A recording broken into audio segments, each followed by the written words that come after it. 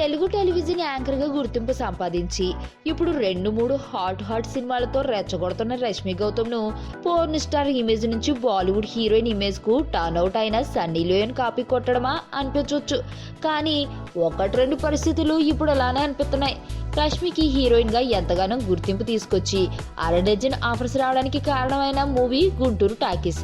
అసలు ఈ టాకీస్ 4 రోజులు థియేటర్లో ఉందన్నా, అంతమంది థియేటర్లకు వచ్చి సినిమా చూసారన్నా అంతా రష్మి అందాల చలవే. మరి ఈ మూవీకి సీక్వెల్గా గుంటూరు టాకీస్ 2 తీసేటప్పుడు రష్మిని కాకుండా సన్నీ లియోన్ని తెచ్చుకోవడం అంటే రష్మి టైప్ రోల్నే సన్నీకి ఇస్తున్నట్లే కదా.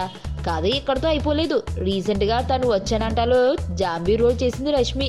రిజల్ట్ సంగతి పక్కన పెడితే తెలుగులో ఇది ఫస్ట్ అటెంప్ట్. ఆ ఘనత రష్మికి ఇచ్చేయాలి.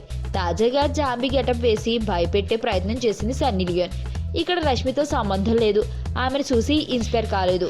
హాలోవిన్ పార్టీ సందర్భంగా ఈ గెటప్ వేసిన ముందు రష్మి చూపించాకనే సన్నీ కూడా అవతారం ఎత్తింది. మరి రష్మిని సన్నీ లియోన్ ఫాలో అవుతున్నట్లే కదా.